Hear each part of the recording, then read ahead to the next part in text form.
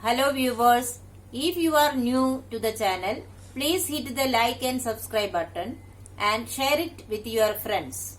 Also, click on the bell icon so that you get the latest information about the videos that are uploaded. Hello students, welcome back to the new video. In this video, we are going to continue the ongoing chapter number 16, Light. In today's session, we will discuss about reflection on a plane mirror. Let us discuss how the reflection takes place on a plane mirror.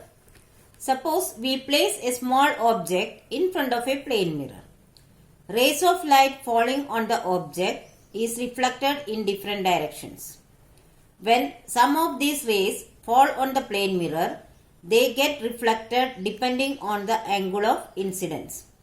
When we look at the reflected ray, they seem to diverge from a point behind the mirror. This is the point where the image of the object is formed.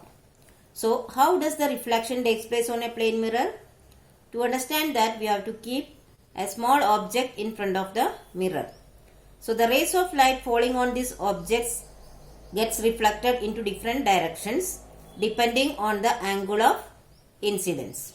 So, when we look at the reflected ray, that is when we look into the rays of light that go back, they seem to diverge from a point behind the mirror. It appears that they get diverged into a point behind the mirror.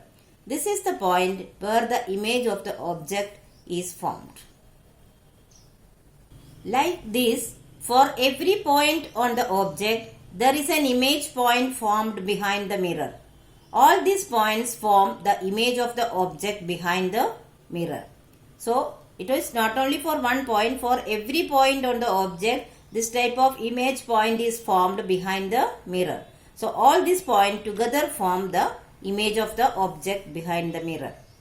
One can also notice that the size of the image is equal to the size of the object, and that the distance of the object in front of the mirror is equal to the distance of the image formed behind the mirror.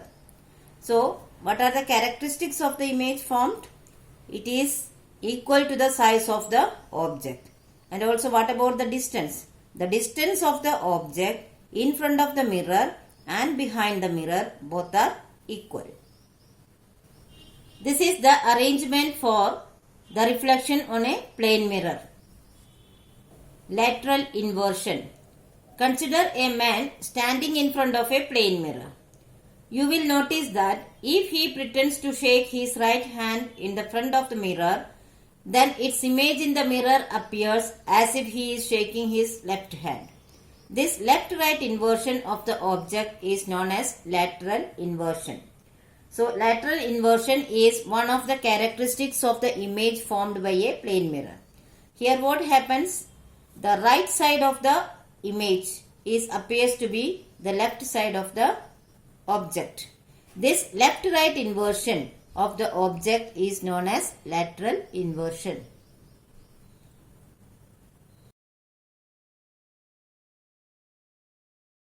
The application of lateral inversion we can see on the writing of ambulance on a vehicle. You must have noticed that the word ambulance in front of an ambulance is written laterally inverted.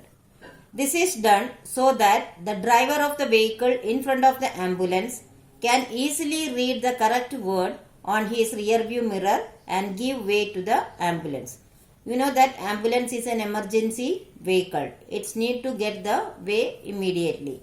Therefore, if the driver of the vehicle in front of the ambulance can read the word properly and can give the way or the side to the vehicle very fast.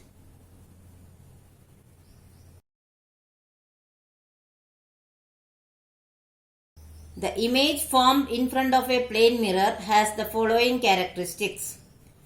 First one, the image is upright or erect. The image formed is of the same size as the object. Third one, the image formed is always virtual.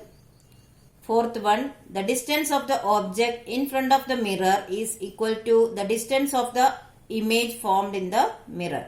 So these are the four characteristics of the image formed by a plane mirror.